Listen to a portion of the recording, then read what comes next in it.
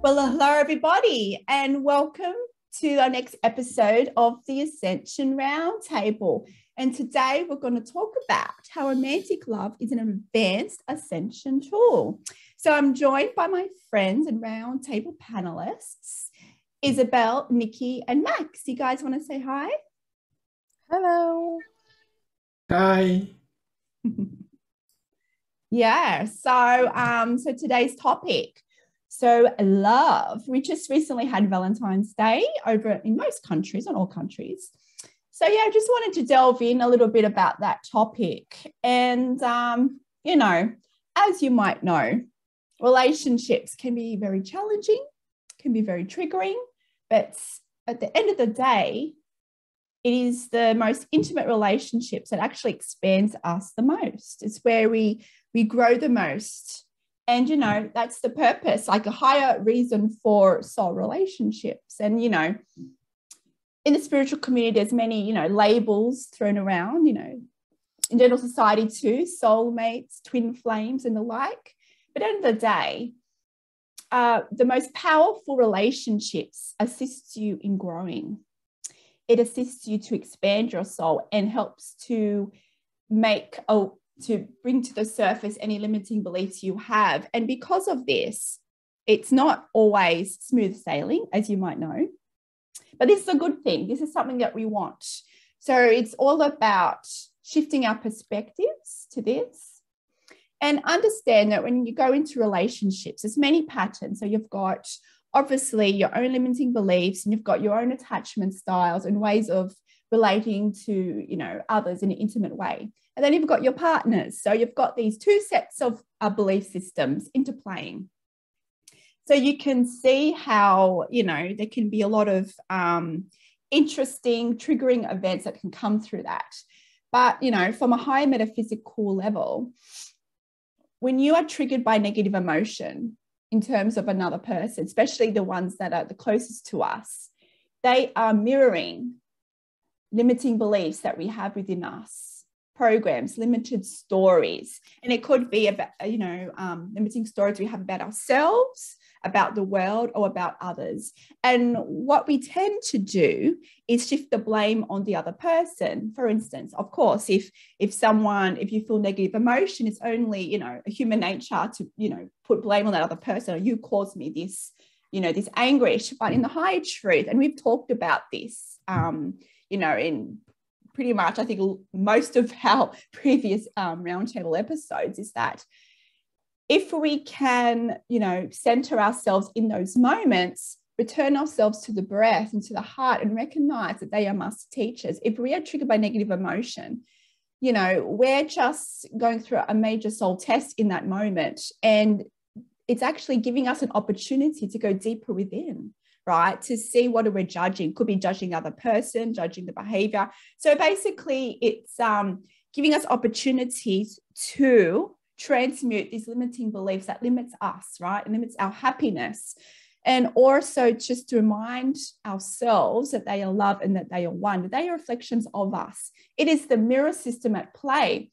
And the reason why we are so triggered and how it's even more powerful in this mirror system with intimate partners, it's because our level of vulnerability. It's because of our attachments that we've placed on those relationships. And of course, our vulnerability levels. Whereas with other people, like friends, for instance, yes, we might be close, but compared, like, just say, to our romantic partners, we might not have as a strong attachment, or it might not be as vulnerable in such a way. So, and there's always, a lot of us experience, the fear of loss, for instance, and that's all got to do with our attachment styles as well that were formed when we were, young in relation to our relationships with our parents. But, it's a journey here. So with that, even though they're a mirror to limiting beliefs, they're also a mirror to the love and to the beneficial beliefs we hold about ourselves and the world. And you guys would have experience with this when you have a lot of joy within you and you can feel yourself just emanating so much joy. You can see those around you, especially your intimate partners, how they also reflect that love back at you, and vice versa. So it's not just reflecting back the negative stuff, right? Limiting beliefs is also reflecting how you see yourself. And what I found in my experience, you know, I mean, as a background as a counselor, relationship therapist, and a channel, and having my own, you know, relationship now for quite a number of years with my husband, you know, if you can elevate your perception of self-worth and self-love, they reflect that love back to you. So yes, it's a continuous journey of self-love.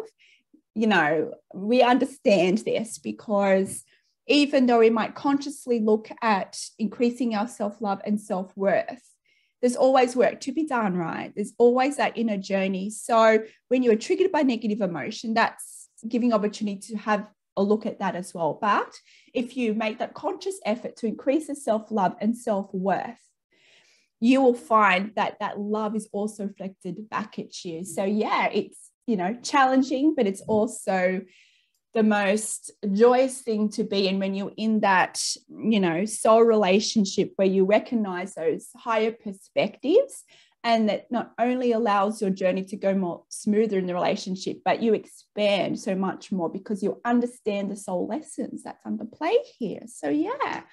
But yeah, I'd like to open it up to you guys here today. Would you like to talk more about relationships, romantic relationships, either present or in the past, and how you have, in your experience, seen the soul growth or experienced that or witnessed that? So who wants to go first? I go first then. All right. Yeah.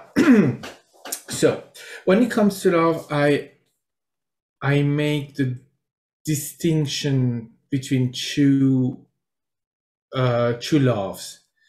The unconditional love, so which is what we are made of, so the God, the creator, and the human emotion, which is what we are experiencing here and what we are going. I think that's what we want to talk more than anything else right now, because that's what it's our experience, it's what we are here for.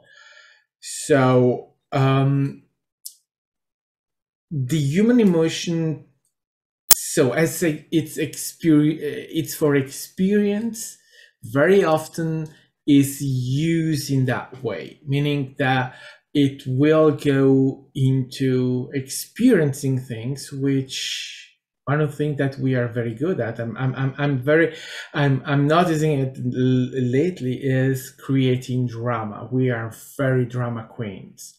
We love drama, and we keep doing it with everything. There are things that are very simple we can do so simply without creating any problem, but we can't.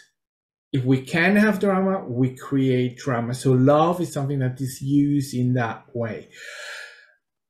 And so in my experience, that, well, as I think for everyone else, I've used the love, the emotion, to have experiences.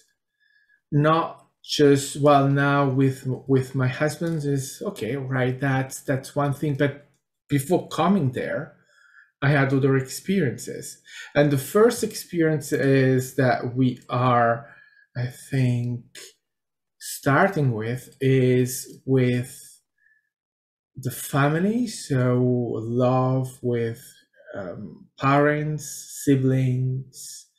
But I think that the most important, the relationship that from the beginning is the relationship with the self. And if there is the unconditional love, that's not what we are aware of.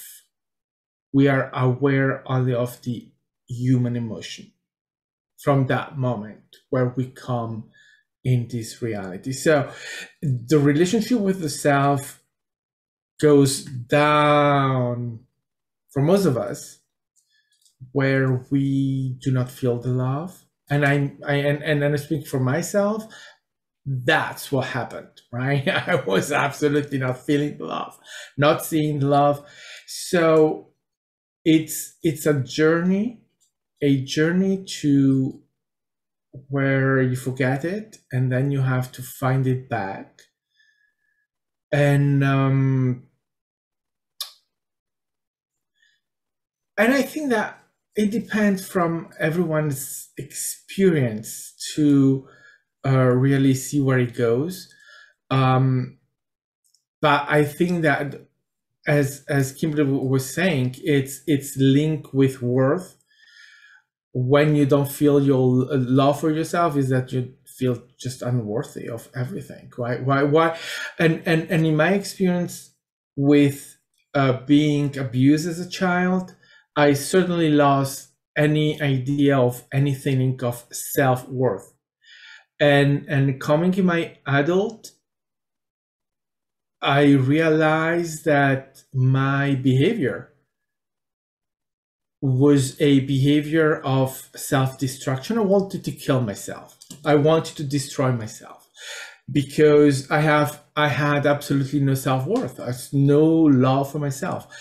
And it was not an action consciously done, but unconsciously. So my behavior and my actions in my early years were led by that, so that I would just take decisions out of desperation or out of fear and not realizing that I was doing that. And then afterwards, I realized, well, yeah, I was trying to kill myself, but I didn't want to do it suicidal.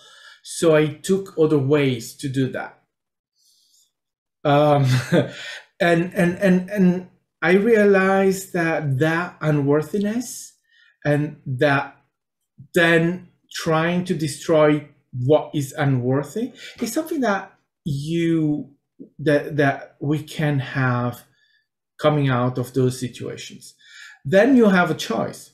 You go through with it or not, meaning you let go of that hate and you embrace the love or not. It's a choice. I choose to let go of that side and go into the love, which honestly I think that most of us, that's the choice we make, because we are here to discuss about it, right? And I mean, we all go through things, and then we all have to figure out those things.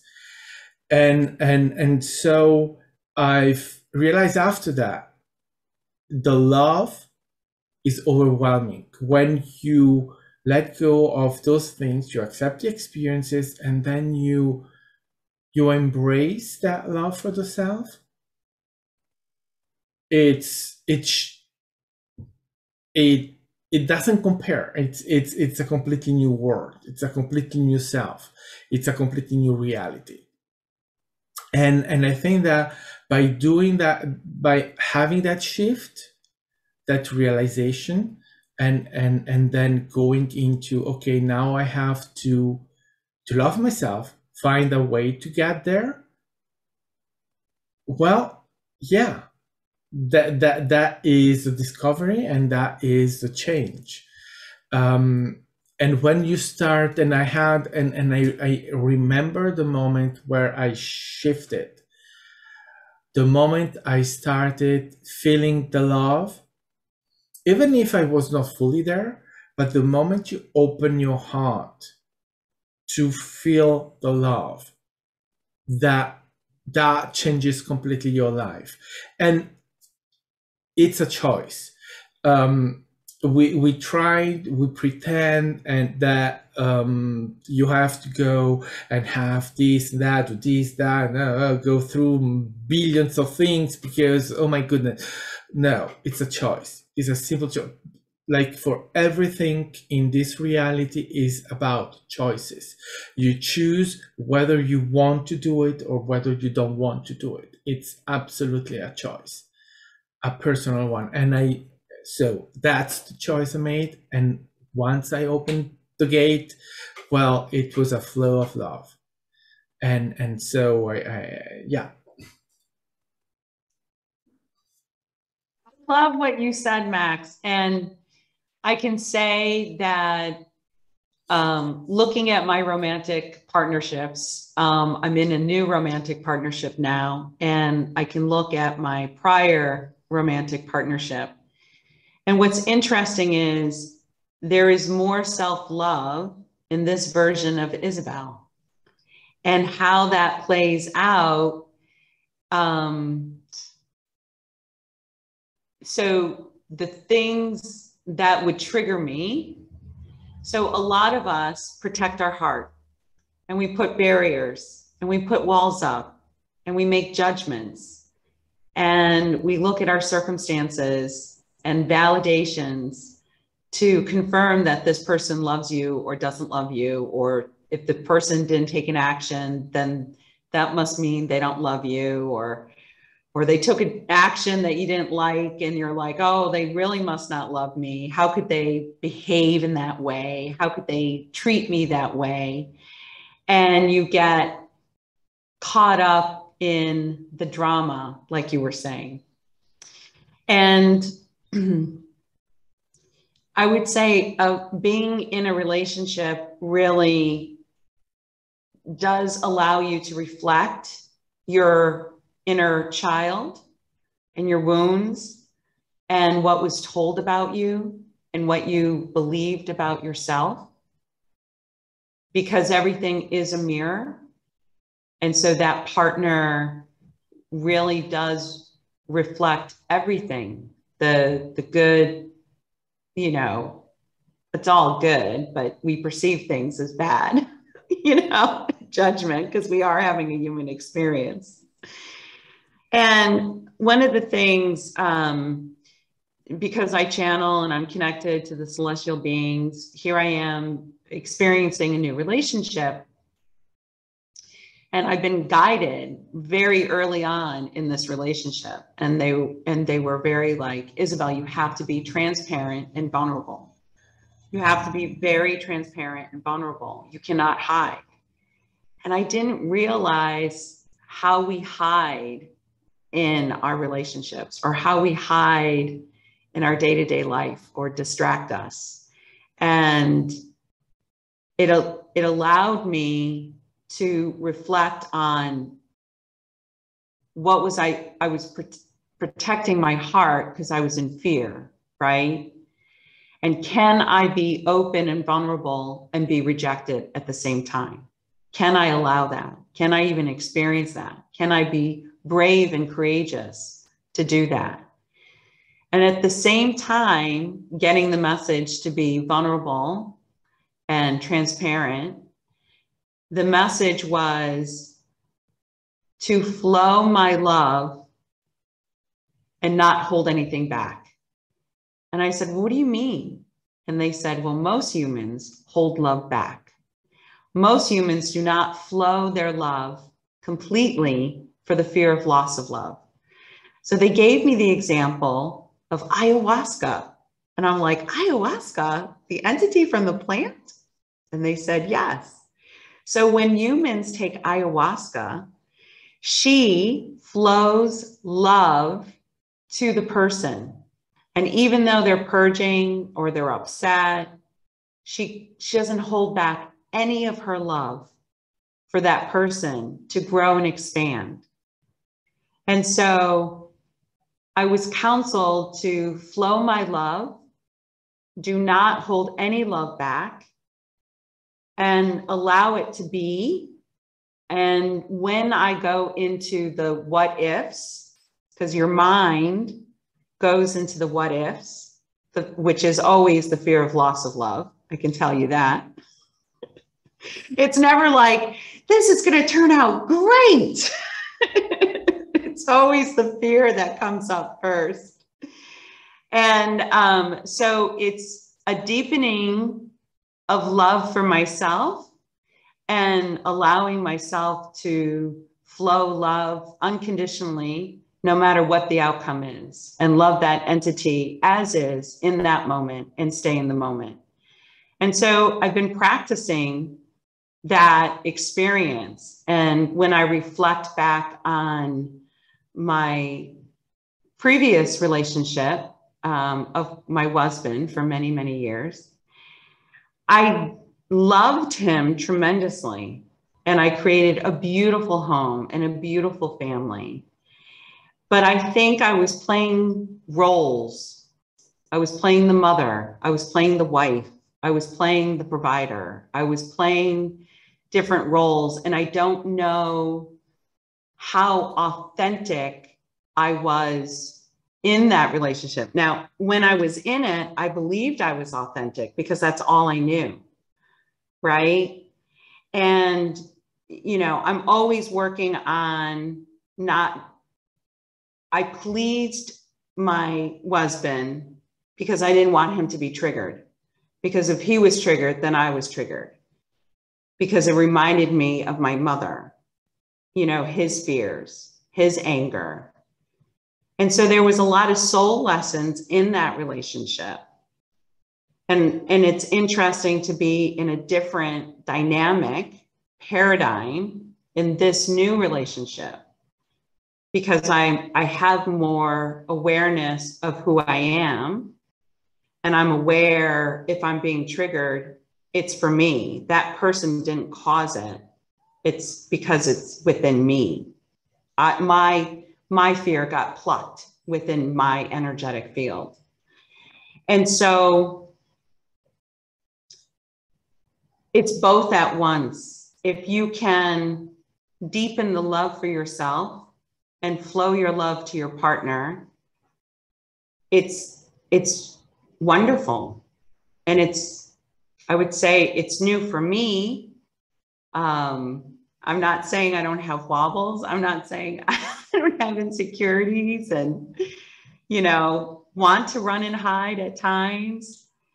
But I think the relationships as we ascend in humanity, the more we love ourselves, the more we can flow love, and we can break down those barriers around our heart. Because once you understand, when you're in a relationship, you really have a lot of loss of love, whether it's loss of trust, loss of feeling safe and secure. Can you feel safe and secure without your partner making you feel safe and secure?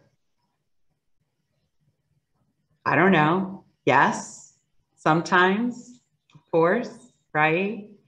And standing in your own love field and sharing that with someone is very powerful. So I would say being in a partnership, whether it's with a friend or a partner or your mother or your sister or brother,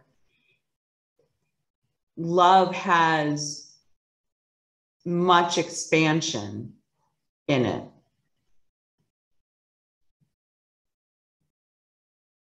But I thought the interesting thing was like, flow my love like ayahuasca.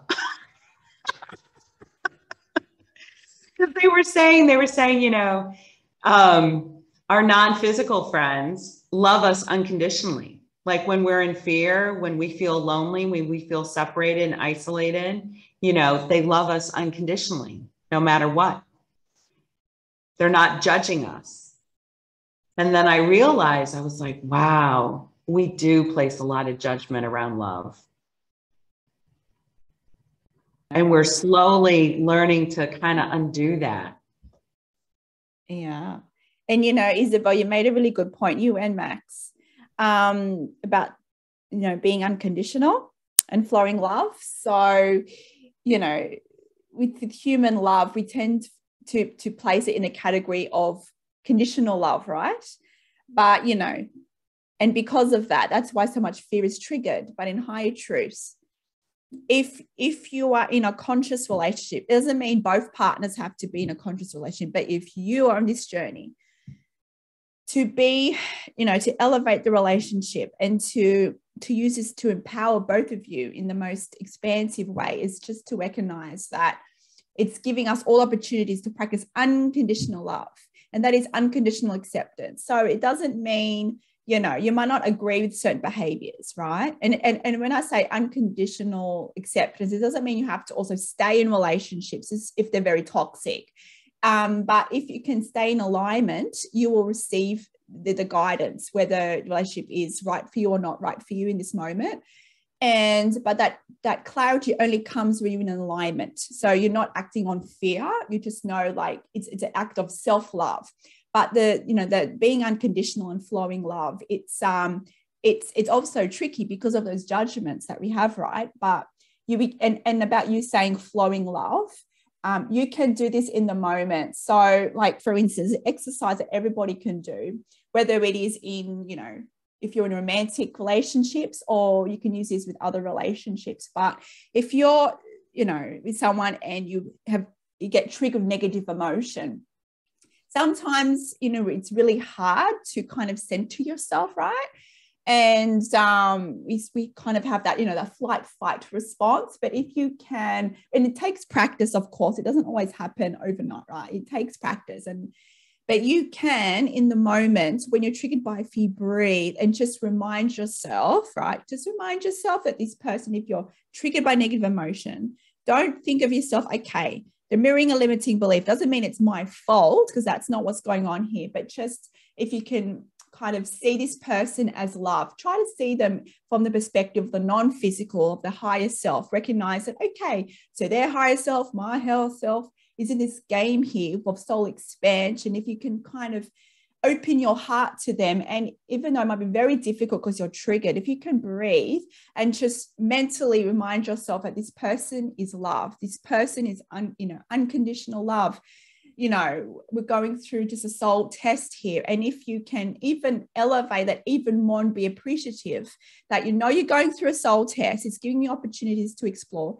Even if you often most likely don't know the limiting belief in the moment, of course it can happen, but sometimes it's a bit too difficult because if you're very triggered. But if you just keep reminding yourself energetically of the higher perspective and just open your heart and flowing love, you can do that. You can just imagine your heart opening in that moment and just all this love pouring out to that other person. And you can just mentally remind yourself, they are love, I am love. And then you will find with practice, without saying one word, that personal shift in their behavior, that personal shift in their approach, and they will either calm down or they'll leave or something like that. So you'll see law of attraction, because they're then mirroring your vibration, right? Law of attraction that also works obviously very intensely in relationships. So this is something you can practice and you can see for yourself when you can shift your perspective. Even though it's hard in the moment, you can do it, or come back, soon after the event that's happened. Even if you don't know the limiting belief, just by you elevating to a higher perspective, that's usually enough to shift the dynamic in the moment. And of course, you can go back on that and look at the deeper belief. So you can do this consciously. And when you can change your perspectives, you actually are not afraid of conflict as much, because a lot of times, we avoid conflict, and we, like you said, Isabel, you try and please people because you're afraid of conflict or confrontation. But if the more you practice with techniques such as that, you won't be scared of confrontation, because there's a higher soul test that's taking place here. So it's like changing your perspective to fear, basically. And, we've talked about this in different contexts, but in relationships, of course, it's one of the most challenging because of our attachments. But, if you can change our perspectives to what's going on, you will find things will flow a lot more easily, and you'll be able to flow your love, and you'll see in the moment the shift and the mirror changing in that moment. So it's I encourage you to practice this if you're not already doing that. But this is one little technique you guys can do, and you can really see the shifts happening when you do that.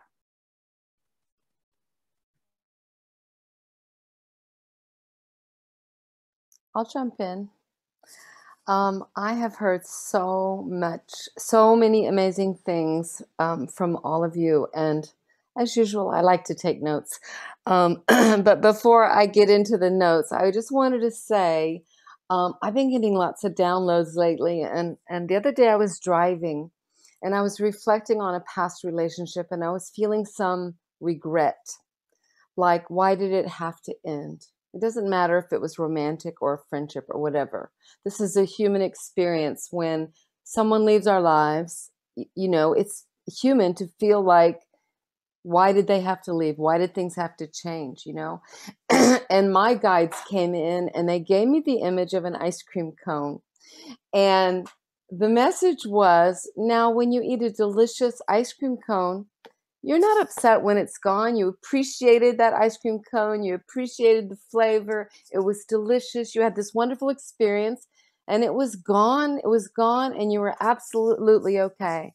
So why can't you be like that about a relationship? The answer is we get attached, right? And, you know, if I didn't get attached to people, places, and things, I would be such a free bird. I would love that. But the human condition is such that we do get attached. Now, I wanted to talk about a couple of things. One of the first things that came to my mind as I was listening to everyone is this notion of outsourcing love. So we come onto this planet as babies, completely incapable of taking care of ourselves.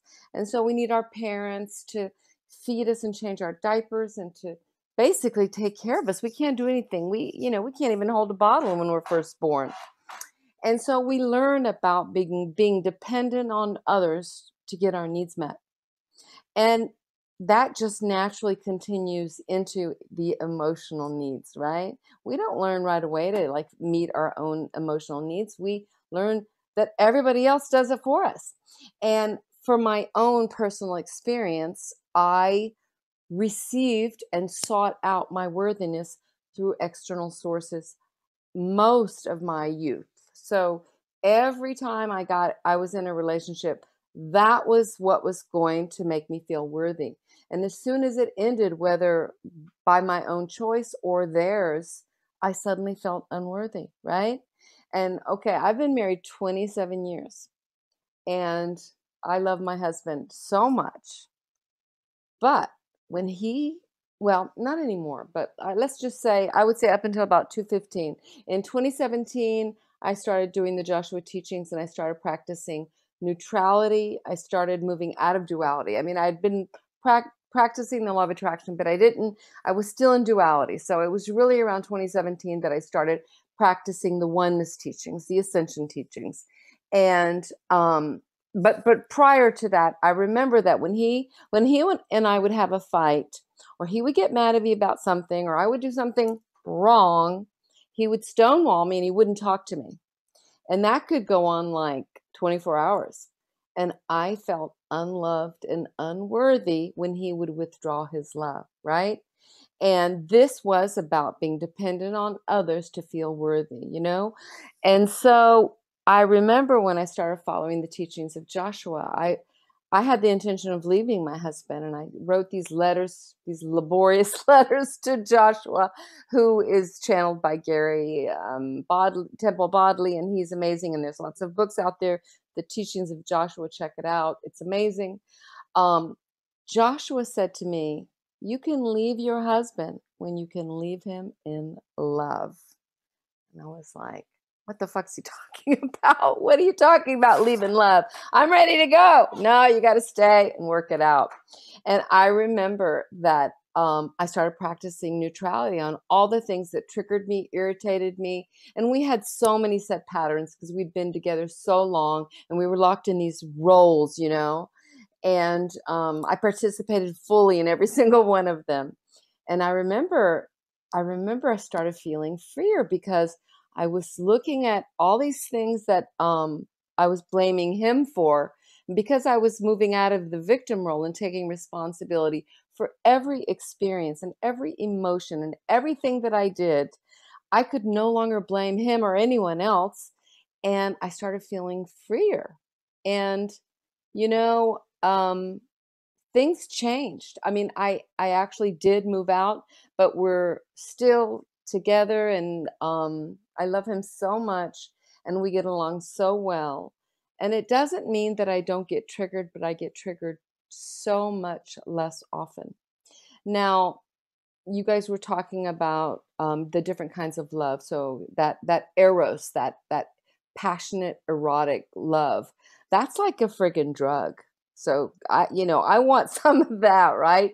But 27 years married, it just doesn't happen. And congratulations to Isabel, who's in the Eros place, because that's an amazing place to be. I remember Abraham used to say, when you fall in love, you automatically raise your vibration, because your whole body, all your cells are singing, and all the different arenas that you might have been struggling in, whether it be career or health or other things, they all seem to improve because you're in that state of love.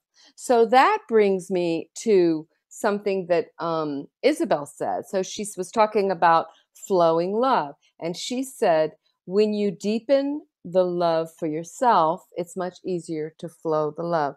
So the first thing I thought was, people out there that are listening are gonna want to know, how do you deepen that self-love? And I know that all of you will have things to say about how you do it. I can tell you that at this moment, for me, how I deepen my self-love. For me, love is also another word for acceptance. So self-love is also self-acceptance. And it's actually withdrawing that judging mind and allowing myself to be exactly where I am. And to put it on a personal level, my husband and I went to Lisbon, and we had 4 glorious days. We had a great time, a fabulous time. And anybody who comes, I believe this, anybody who comes into your path, anything you see, it's all there for you to see. And I saw a couple of things that made me sad. Like I saw romantic couples that were kissing and all this kind of stuff. And I just got triggered. And I was on the plane coming back to Paris. And I got up and I went in the bathroom, and I just allowed myself to cry and feel my sadness. And I didn't, in the past, it would have been like, what do you have to complain about, Nikki? You've got this great life, and you've got this wonderful person in your life. And here you are traveling to Lisbon and staying in this boutique hotel, and you got a massage. I mean, really, what can you complain about? But you know what? That is the kind of justification that would keep all my needs suppressed. It's really important to recognize whatever is coming up. And for me, there was sadness. There's a part of me that felt sad for something I didn't have at that point. And I allowed myself to cry. I allowed myself to feel whatever I was feeling. And I also knew that I was going to set aside time to go deeper and do some, inner child work, and so I want to do some tapping and some writing and some channeling on it, which I've worked on today. And I feel freer. And I just before our call, I did some channeling around all of it. And it was all about my inner light is always there. And I can tap into that inner light, which is the essence of me. It is love. It doesn't have any definition. It's what I am. And I can choose at any point in time to tune in there. If I get out of all these stories that Kimberly was talking about, and if I just go inward and I listen and I allow. And so that's one way I can deepen my love for self. That's accepting exactly where I am, exactly how I'm feeling.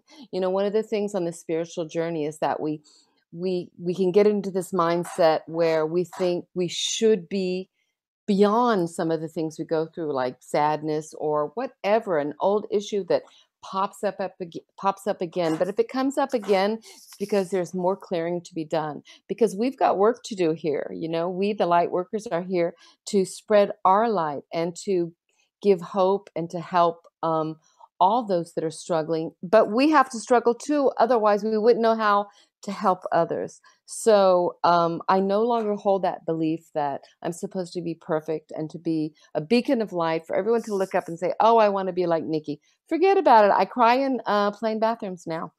So that's all I have to say about it for now. But thanks to all of you for what you've shared so far. Love that, Nikki. So Nikki is one of the bravest woman I know, man, because she feels emotion so intensely. And the fact that she can go to that depth of pain and come out of it. And I've seen it over and over and over again. And sometimes she gets exhausted and sometimes she wants to quit. But I'll tell you what, she always goes back and do the soul work. She always does. And that inner child work, you know, I see a lot of myself in Nikki. I see my little girl in Nikki, and I realize Nikki, little girl, is my little girl. And Nikki doesn't shy away from the work. She really does go in, and you know, it's awesome to witness it. And so I wanted to talk about how Isabelle Zimmerman does self-love. I would say, me personally, Nikki goes right into the emotion right away. She goes right in. I actually have to go into the mind first. I go into the mind, and then I go into the body and the emotion. I kind of go into a backdoor kind of way. Like I notice a pattern. I notice there's an energetic pattern. So I know it's a frequency. And then that allows me to soften my fear of going into the emotion and going into the pain. So I have to play games with myself to go into the pain and the emotion. Sometimes I don't do it right away. Sometimes I have to like encourage myself to do it. I've gotten better at feeling emotional pain and not being so afraid of it, because I know it's for me and it needs to, it's a deepening, and a lot of times spirit is working with me. So when Nikki talked about neutrality, that was the first practice. So it's sort of like forgiveness. Forgiveness allows you to judge something as wrong, but accept it at once, right? You're still judging it as wrong, but you forgive it. And so it allows you to kind of accept it, even though you still think it's wrong. Then if you can bring it to neutrality, now you've really kind of softened that judgment and you can accept it a little bit more. The next phase and stage that I personally am working on is seeing all the contrast and polarity, to not judge it as wrong, but to see it as beautiful. Can I see it as beautiful? Can I see pain as beautiful? Can I see betrayal as beautiful? Can I see rejection as beautiful? Can I see whatever that emotion is? Can I see it as beautiful? Well, initially, no. Initially, I am scared of it. I don't want to look at it. I don't want to examine it. I don't want to feel it. I want to cut it out from me, but it's not separate. So rejection is acceptance, you know? When you are rejected by another, it is so painful. You feel small. You feel not loved. You feel not worthy. You feel not chosen, not special. And that's a very dense feeling. But if you're rejected, if you allow yourself to lean into that emotion of rejection, there is a doorway to acceptance, because you have to go within and accept yourself as is in that moment and not reject yourself. So if someone rejects you, you have the opportunity not to reject yourself. And can you do that? And when you accept the rejection and you are grateful for the rejection and you accept the rejection, you can't trick the universe, guys. I wish you could. You can't. They work on frequency and vibration. But once you accept the rejection, there's a freedom to it, because now you've deepened the love for yourself. when you accept that painful rejection, you've just deepened your self-love. So that's how I am working on deepening my self-love, by not rejecting any of my pain and suffering and accepting my pain and suffering. And maybe I have to go forgiveness, neutrality, but then I am working on seeing it as beautiful because it's for me. And it's created by all that is. It's the design of the system. It is the darkness and the light. It is the darkness of the rose petals. Mary Magdalene taught with the rose. And if you looked at the rose, there are deep crevices of darkness between those petals.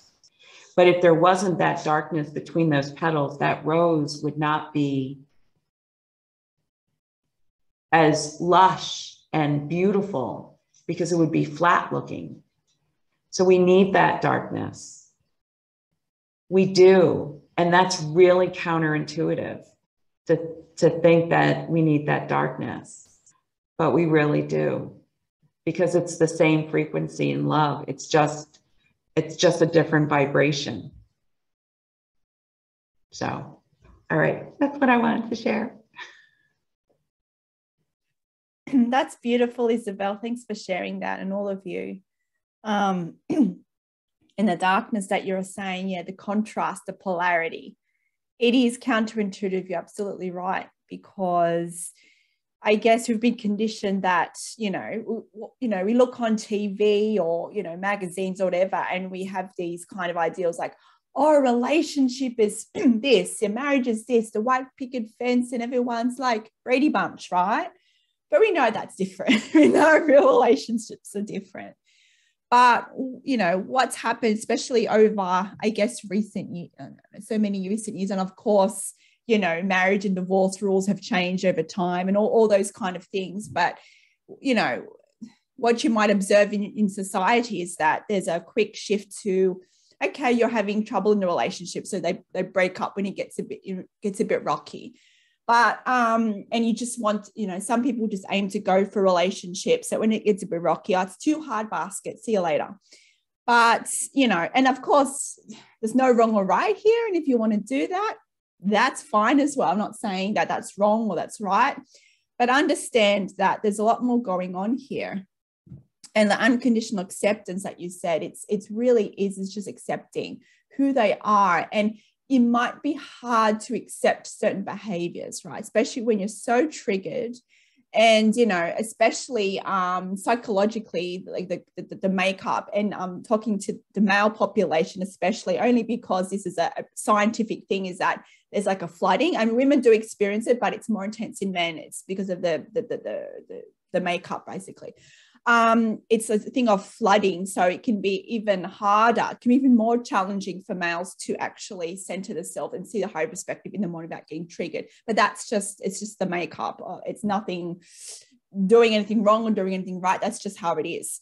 But, if you can be unconditional acceptance, like neutrality, if it's really hard for you to do it with the behavior, right, because it's still not like the behavior, but being in acceptance, try and see beyond the human nature of that person. So can you see them from a higher perspective, a non-physical perspective? Like, can you see them in terms of soul family relationships, in terms of, even if it's like a new relationship, even if, it doesn't matter if you've been with them for years or months or weeks or days, it's giving you those same opportunities. If you can kind of see that person from the non-physical perspective, from the higher self, there is a much more going on here at play. But it's not always easy, guys. All right. It's not always easy. I mean, I've been doing this for a number of years, and it's, all the patterns since childhood come into play, attachment styles, right? And then we go through, relationships where maybe there was trauma or whatever happened, and that can exacerbate certain patterns and create new ones.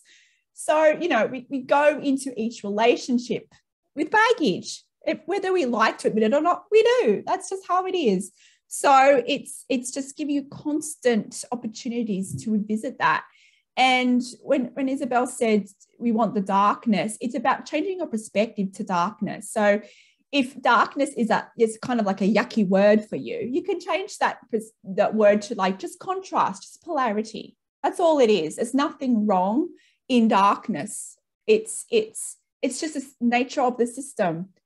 We live in a society, in a reality that reflects duality, even though in high truth we are one. So me and Isabel are one, you and your partners are one. We're all like the one, right? Unique frequencies of source of the one, but we're living in a reality that reflects duality. And that's why you see separation. And that's why you experience fear and love, right? So it's not avoiding the darkness or the contrast or the polarity. It's about changing, your perspectives to fear itself, right? That's the key.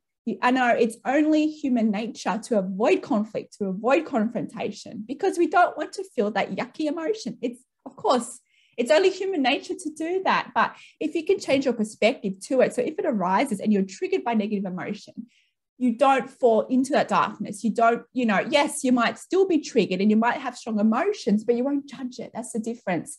You will allow it. You'll be like, okay, I'm accepting of these emotions. Obviously, I'm going through something. Have a perspective of curiosity. You might not know what it is in the moment. That's okay. But Nikki, she said a really good point here about feeling the emotions too.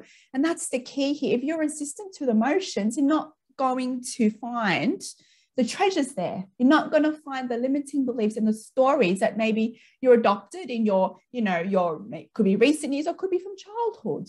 We adopt a lot of limiting beliefs. So it's about changing the perspective to the process itself. Yes, and I know it can be very uncomfortable to have those difficult emotions and to allow yourself to feel them.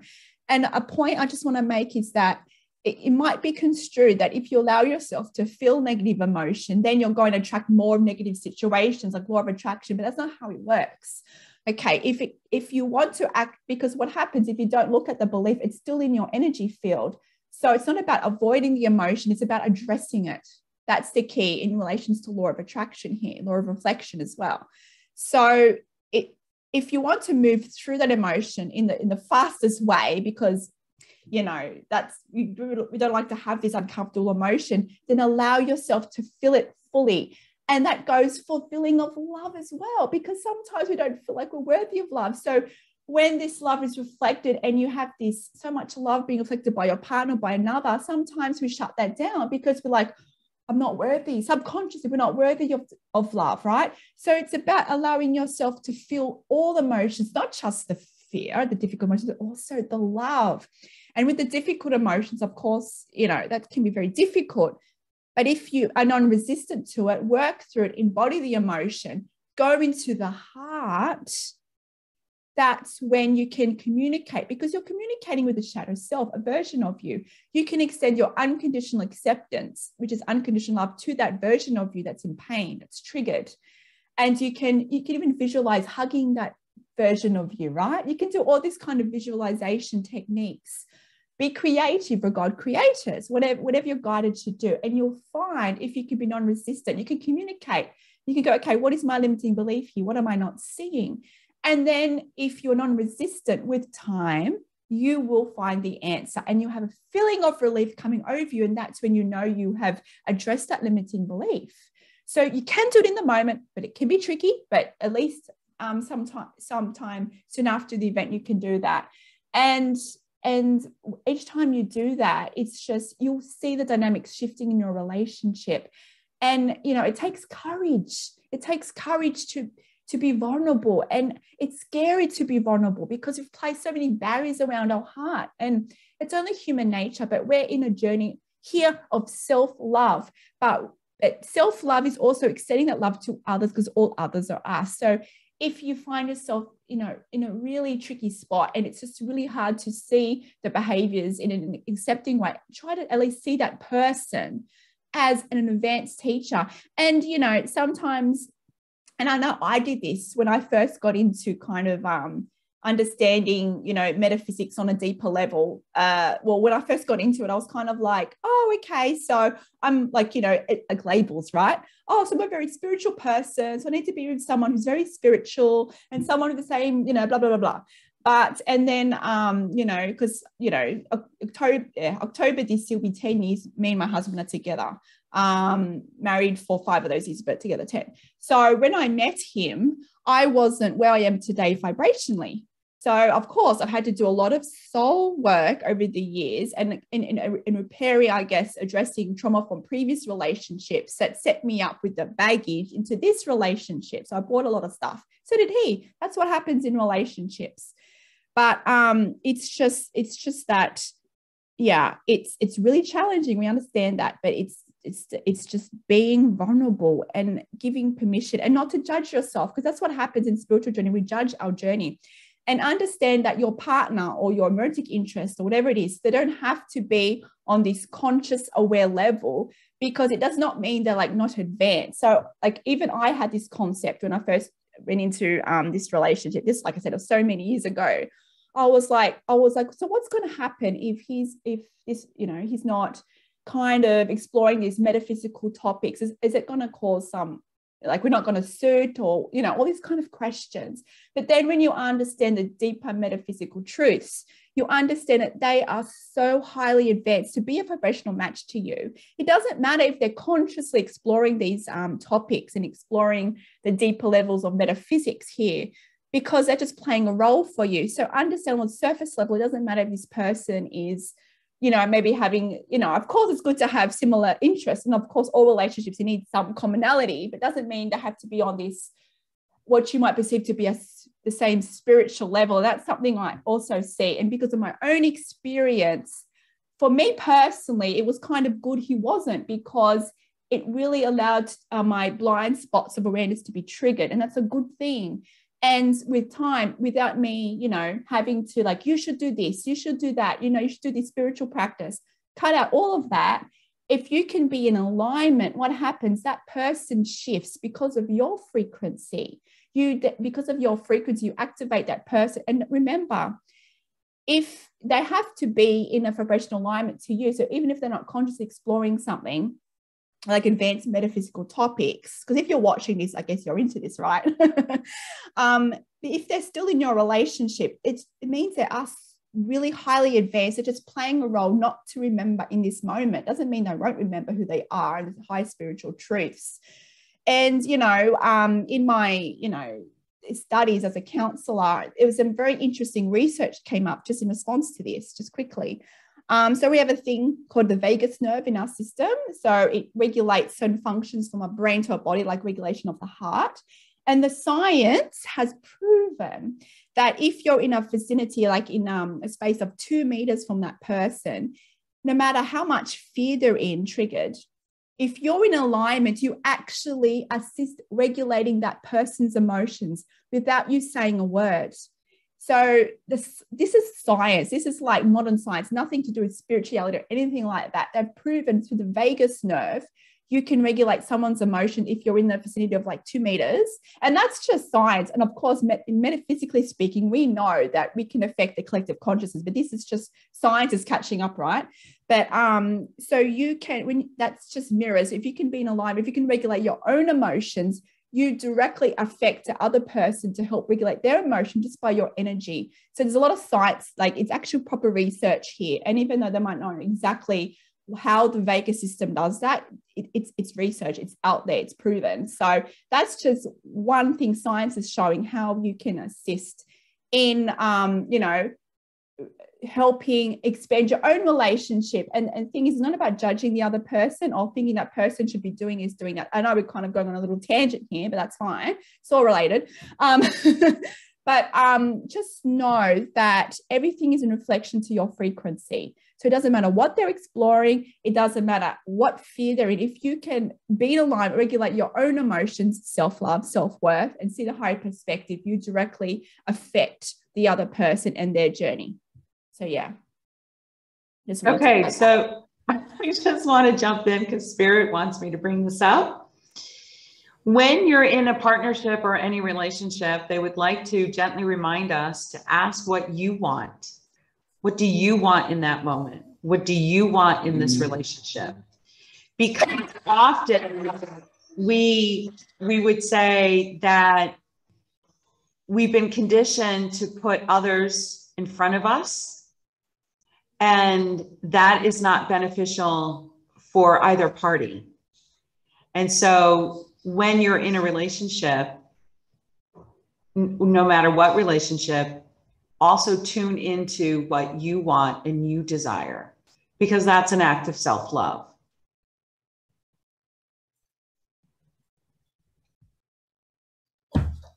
I'll jump in because I wanted to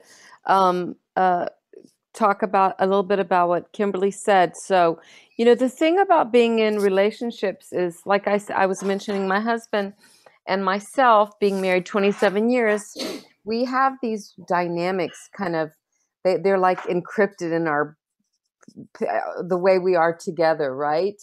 And so that means I have limiting beliefs that I've established around how he will react to whatever it is I'm going to say or whatever I want. I mean, I've got it all planned out. So because I expect it, I always get it, right? Because that's how powerful my thoughts are. And I was thinking about an experience I had with my sister a couple of years ago. I went to the States, and the dynamic with my sister it's changed over my transformation. So I used to be afraid of her, and therefore I always expected her to yell at me and be mad at me, criticize me. And so she always did all those things. And Kimberly talked about it a bit, which is, don't stay in a relationship if it's abusive or whatever. I mean, that's the thing. It's sort of like some relationships are there for us to figure out what we don't want, right? We birth desires for something else. But, I didn't want to throw in the towel with my sister because I want to have a relationship with my sister. And what Isabel was just saying about ask yourself what you want. Well, what I wanted with my sister was to have a connection, and a connection that was not based in fear. And I think I just come from a Joshua like reunion or something like that. And Isabel was there, and my sister and I met up to spend a couple of days together. And I was in such a good place, and all the stories that were attached and all the beliefs that were like connected to my sister I really don't know how it happened, except that it was divine intervention. It all lifted. And I remember we were going in separate cars to go to a restaurant, and she was behind me, but my sister has a lot of fear, and she was afraid to drive on the highway. And so like all the cars were passing her. I could barely like see where she was. And I was like thinking to myself, she's never going to make it. She's not going to be able to make the exit, and we won't get to have the lunch. And then like, boom, my guides came in right then and there and said, see her as successfully, doing this, believe in her. And I was like, okay, she can do it. And I like went right into this belief of, love of my sister, and belief in that part of her that can successfully do things and isn't always like anchored in fear. And I'll be damned if she didn't get off that highway. And we met in the parking lot, and we went and had lunch together. And it was like it was sort of a miracle. And that's what happens when you tend to your vibration, when you choose your thoughts purposefully rather than going on autopilot as a victim in this world. That's one of the fruits of doing this work, is you have these little experiences, and things never went back to the way they were before with my sister. Now, I will say sometimes, she hasn't changed all that much. So sometimes she'll criticize me or something like that. And I'm able to say, that didn't make me feel good. Please don't say that. And I was too afraid to say those things before. So I also learned how to have boundaries, to know how to, speak when I have to say something when I think about it, because I was in such fear of her that I couldn't actually protect my own self. And so once you're in that vibration of love for yourself and love for the other, miracles can happen and connections can be made. And that's why we're here. Thank you. Yeah, well, I wanted to say a couple of things.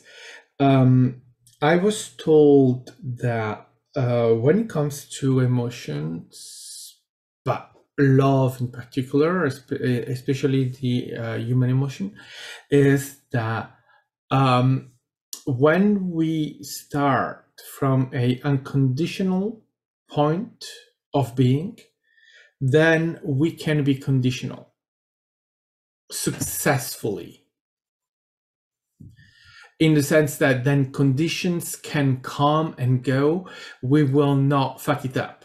It just happened that we have conditions coming up. I'm married, we want to, and then we put conditions on that, but we have a relationship that has a standpoint of unconditional. Well, then the condition that we put at some point, well, that condition will not have any impact in our relationship because we are a conditional point. So that's one thing that I think it's interesting when we are into relationships, or whether it's a romantic relationship or friendships or whatever else, it's always the same thing. When we are conditional at the start, and then we put conditions over conditions over conditions, the relationship will break. At some point, it's over, it's gone. People come and go. But that's the experience. So it's okay, right? It's not good or bad. It's simply the way we have our experiences. But when we can see the difference and the difference is in the being unconditional. Many successful relationship, marriages, whatever, comes from that point of unconditional. Because when you have that, then you're not bothered by anything that happens, by any emotions. It has no lasting effect. That's one thing. The other thing, Kimberly, you said about, right, being with someone for a long time, the vibration, and how you can handle the fact that you are on a spiritual path and your husband is not. Well, I'm in the same situation. And what I've noticed is that I don't have to handle him. He's taking care of himself. Or I could also say I'm taking care of him too, but kind of both are true. And I realized that some weeks ago when I had my pyramid and I was meditating in the pyramid, and he came back home, and at first he couldn't see me. I didn't exist in that moment when he came in the room, and it took him some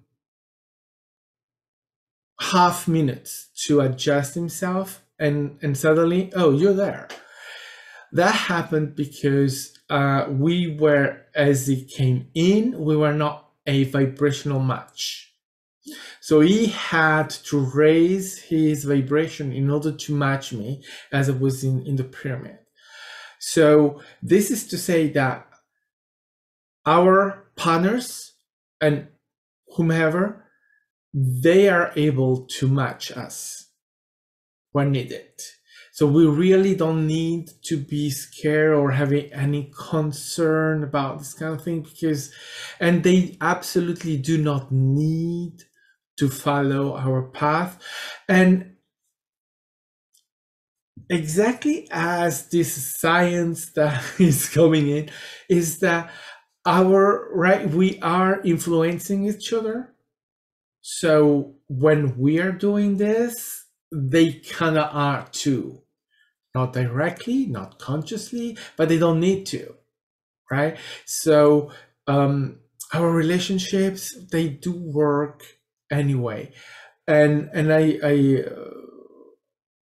And I mean, I realized this with him also because the moment I started this path and understanding our relationship in a deeper level, not only right human relationship, but also going into what is this relationship? Why did I meet him?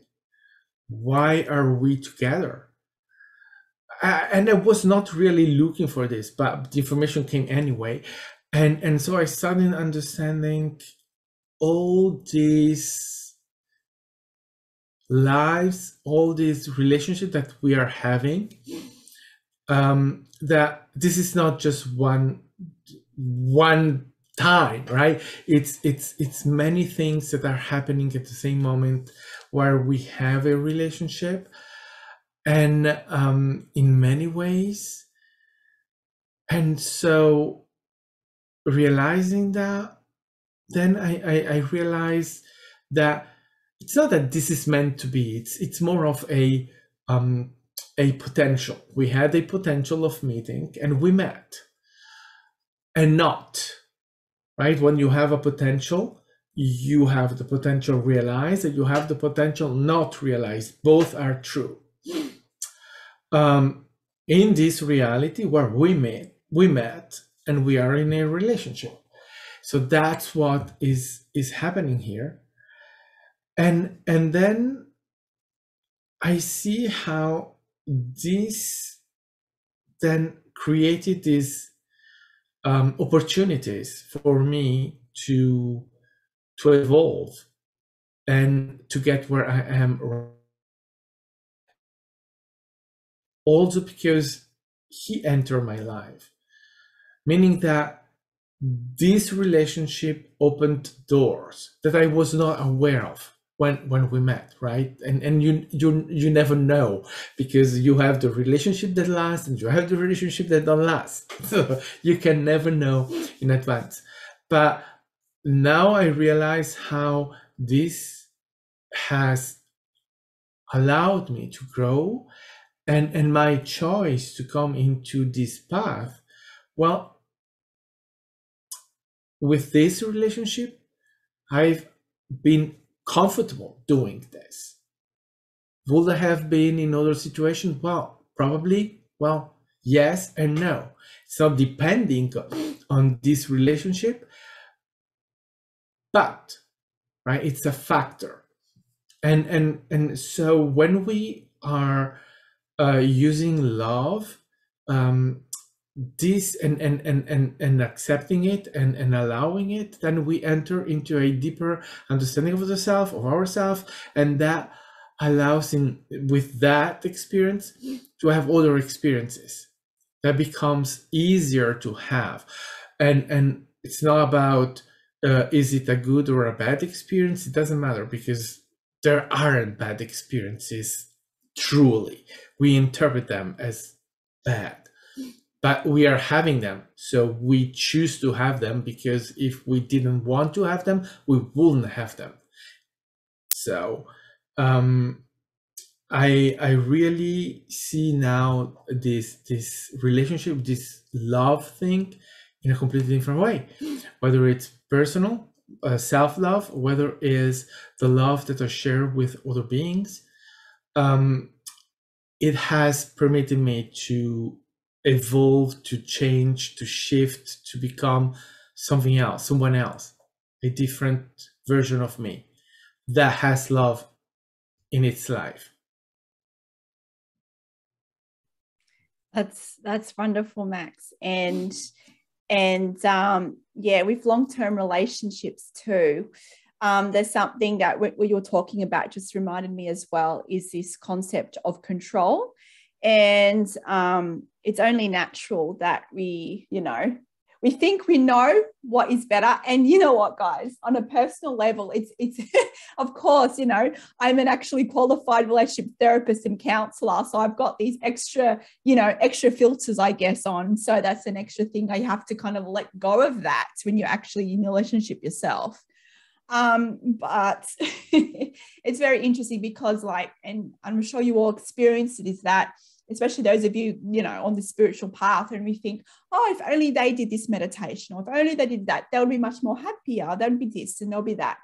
But understand that's also a concept of control. And if you want a very powerful relationship that's in alignment, we have to kind of let go of that control, and it's really hard. So especially, like, for instance, me being my professional background and also, you know, a channeler and everything like that, it's like, you know, even though you might think, oh, this might be very beneficial, you still have to let go of that control. You might suggest that, but, like, for instance, in my experience, what I found, without me pushing certain activities, you know, to do and so forth like that, what happens, that person will do it on their own, in their own time, in their own way, without you having to push for it or control it. Because if they're meant to be with you in this moment, they will be in alignment with you. So you can relax in knowing that they'll do the necessary shifts on their own if it's meant to be a vibrational match and a vibrational alignment.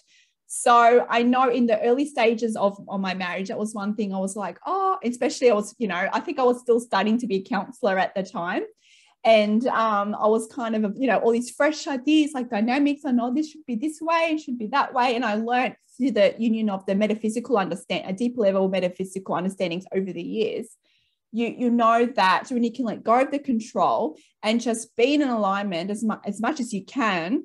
And of course, you can suggest things, but if you let go of that control, they will go on their own path. So, you know, like, for instance, my husband does a lot of activities, and, you know, his unique, you know, ways of meditating and things like that, and certain things that he didn't do when I first met, not because I pushed him to do it, but because he, you know, he obviously recognized, like, my vibration on a subconscious level, but also on a conscious level, because you model, you know, certain behaviors and so forth. So if you can just relax and let go of that control, because it's very common, we like to control relationships, that person will shift on their own accord. If you're a vibration of love, you know you're activating that person. So within their own accord, they will find what's best for them in that moment. So that's something that I found has been very successful. And they've changed on their own without me going, you have to do this, you have to change this. No. So it's counterintuitive, because we think, well, we have the answers, we know better because we know the metaphysical answers. No, understand that they're still highly advanced. It's just they're playing the role of not being consciously awake, but they are. It's just that, I mean, that they're in a high vibration. They're just playing this dynamic with you on a surface level. Understand that. So that's just something that I want to put in there. But I do recognize that we're probably running at a time now. I probably have to wrap things up soon. But yeah, I just wanted to say that, just to sign off that, you know, no matter what you're exploring, whether it's, you know, short-term relationships, long-term relationships, whether it's just you exploring, you know, like passionate relationships, like no strings attached, there's no wrong, there's no right. You know, explore what brings you joy, what brings you love, but understand that all romantic relationships gives you a very powerful opportunity for so much soul growth, and also the reflection of love. Like even my own relationships, I've had to even, another point I just want to go over is just the reflection of love, because I know, and that happened to me in my relationship, when my husband reflected so much love back to me, it was difficult, because part of me felt like, oh, maybe I'm not worthy of his love because of past relationships. So this reflection has increased, you know, the reflection of love. So as along this journey, we've talked about, you know, dealing with shadow selves and triggers, but also be open to receive the love. Remind yourself you are worthy of this love, because receiving love can also be scary, right? Because you don't want to be hurt. So allow yourself to be vulnerable and open to love, and then you'll find your life will transform in all wonderful ways. Kimberly, she's like, I gotta get it all in. Totally agree on the control, release control. It doesn't, I mean, or I have to change them. Oh, it's fine. I will be change them the way I want them. No. Let them be whatever they are, because that's not that's a conditional relationship, right? It's too many conditions. Kills it. Love it. All right. Did you guys Well, want thank to you. say last remarks before I finish here today about the topic? Thank you for choosing such a great topic. Yes. Really great. Thank you, Kimberly. All right, it's my pleasure. And, you know, we're all in this journey. We're not immune to this, even though we might, you know, provide teachings to you guys. Understand this remembering journey. All the information we share is something that we all know on a deep level, whether we remember it or not. So this is just activating your remembrance of the truth, right? So, well, one, unconditional love, which is unconditional acceptance. Unconditional acceptance, we know it's challenging, but it's a very, like I said, it's a very advanced ascension tool if you're willing to go through that journey. Okay. All right, friends. Well, until next time, thank you for watching and we'll see you soon. Bye. Farewell. Love and light.